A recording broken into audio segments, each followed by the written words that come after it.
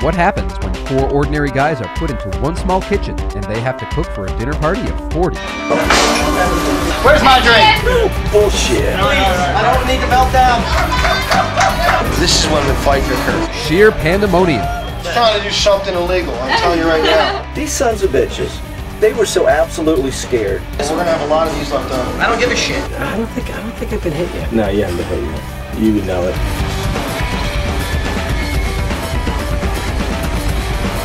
Welcome to the world of a tin chef.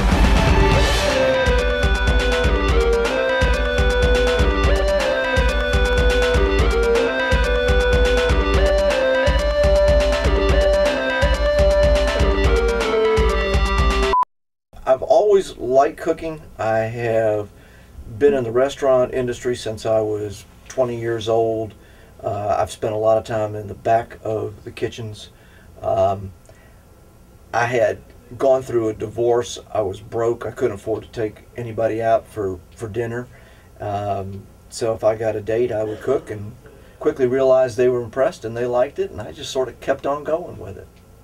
I had the opportunity to retire from my job at the National Park Service, and it was either cook for my wife or get another job. Duh, no brainer.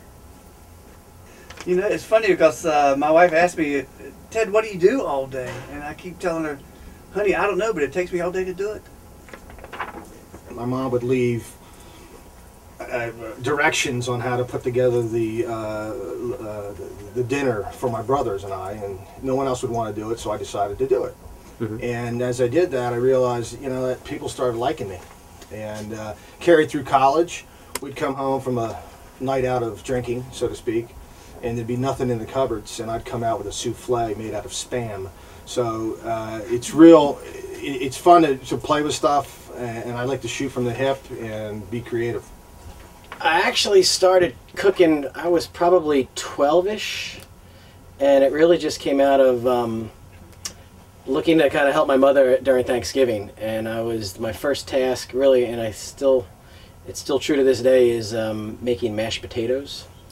That was one of the things that kind of got out of the way for her when I was that young, and I've been making mashed potatoes ever since.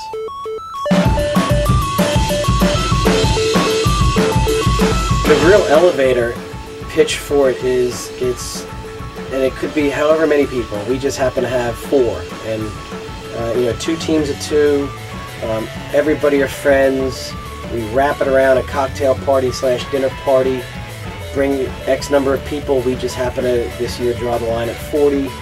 It really speaks to just the regular Joe that works in the kitchen for their family. The name Tin Chef is mine. But I don't remember how we decided to do this. I know my friend Jim and I and Patrick and Bill, we all love to cook. And so I think it evolved from the fact that Bill Ellick and Jim Corbett love to cook breakfast. And next thing I knew, he had Billy and I competing over omelets the next morning. And we got together and we had a great time. Ted was kind of looking forward to being in competition. We just looked at it as having a good time. Got drunk as hell, made Bloody Marys. Somehow the seed got planted that we would take and do a Tin Chef sometime. That's about as much as I can remember of it, so I don't know. This little Greek breakfast joint is where we met and where we got our secret ingredient. It was a good way to start the day, and then from there we had our certain amount of time to get our menus together and go out and get our food and get on back and get started. Drum roll. Drum roll.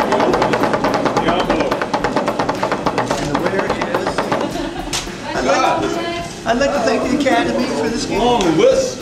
Oh my goodness. Wow, it looks like it's got rules. That's a long ingredient. Whoa.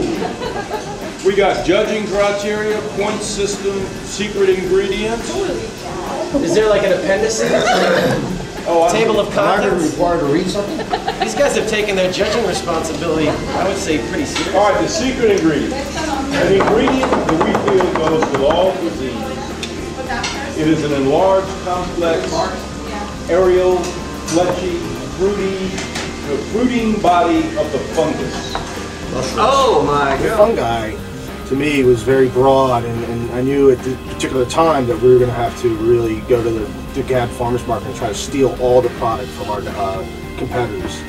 And we tried to do that several times, to try to buy all the stuff from the shelf, and they beat us, I think. We got to think outside the box. We're going to have to go into we're going to have to do some research on this one. Yeah, I think so. I mean, we need to pull up the old Epicurious. I mean, I would even lean towards, you know, of course the mushroom is the highlight, but you know, thinking like a stuffed pork tenderloin. The way that Billy and I work together, and I work, is I don't use recipes. What I do is I shoot from the hip. Like I said, I like to take, I like to look at a recipe and then work in the ingredients and maybe change it. We both have very similar approach of just kind of winging it, for lack of a better term. Teddy and Jim, you'll see, you know, they'll have actual full recipes out and books, and they'll use that as points of reference throughout the course of the event. Whereas I am sort of a, you know, kind of go by the recipe sort of fella, you know, dull, boring.